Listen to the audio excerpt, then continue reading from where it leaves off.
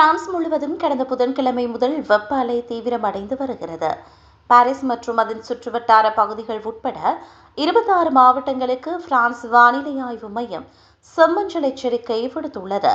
எதிர்வரும் ஞாயிறு மற்றும் திங்கட்கிழமைகளில் இந்த வெப்ப அலையின் தாக்கம் உச்சத்தை எட்டும் என எதிர்பார்க்கப்படுகிறது. மத்திய மற்றும் கிழக்கு பிரான்சில் வெப்பநிலை 35 பாகை தாண்டி வார இறுதியில் 40 பாகை வரை உயரக்கூடும் என்று கணிக்கப்பட்டுள்ளது. குறிப்பாக இரவிலும் வெப்பநிலை 20 பாகை முதல் 25 பாகை வரை நீடிப்பதால் பொதுமக்கள் கடும் அவதிக்குள்ளாகியுள்ளனர். கோடைகால நீண்ட பகல் பொழுதுகள் காரணமாக இரவில் குளிர்ச்சியான சூழல் உருவாவது தடைப்பட்டுள்ளது. தீவிர வெப்பம் காரணமாக ரயில்களின் ஏசி அமைப்புகள் பழுதடைவதை தடுக்க SNCF ரயில் நிறுவனம் வியாழன் முதல் திங்கள் வரை 71 இன்டர்சிட்டிஸ் ரயில் சேவைகளை ரத்து செய்துள்ளது. மேலும் பாரிஸ் மற்றும் துலூஸ் நகரங்களில் சில பள்ளிகள் முன்கூட்டியே மூடப்பட்டுள்ளதுடன் மாணவர்களின் பாதுகாப்பு கருதி வாய்மொழி பரீட்சைகள் ஒத்திவைக்கப்படலாம் என்று அறிவிக்கப்பட்டுள்ளது.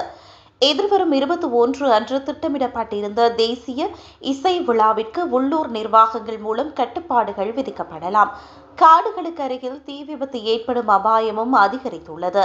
இதற்கிடையில் நிலத்தடி நீர்மட்டம் குறைந்து வருவதால் நாட்டின் 51 மாவட்டங்களில் குடிநீர் பயன்பாட்டிற்கு கடுமையான கட்டுப்பாடுகள் விதிக்கப்பட்டுள்ளன.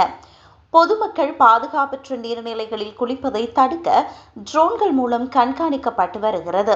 அதே நேரம் பாரிஸின் கால்வாயில் மக்கள் குடிப்பதற்காக பிரத்யேக பாதுகாப்பான பகுதிகள் திறக்கப்பட்டுள்ளன.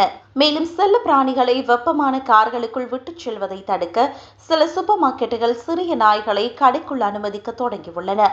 வெப்ப அலையை எதிர்கொள்ள சுகாதார அமைச்சு 0800-0666666 என்ற இலவச உதவி எண்களை அறிமுகப்படுத்தியுள்ளது. மயக்கம் மற்றும் பக்கவாதம் ஏற்படும் போது பாராசிட்டமோல் அல்லது எஸ்பிரின் போன்ற மாத்திரைகளை சுய மருத்துவம் மூலம் உட்கொள்ள வேண்டாம் என மருத்துவ வாரியம் எச்சரித்துள்ளது. மக்கள் தொடர்ந்து தண்ணீர் குடிக்கவும் மதிய நேரங்களில் வெளியில் செல்வதை தவிர்க்கவும் அறிவுறுத்தப்பட்டுள்ளனர்.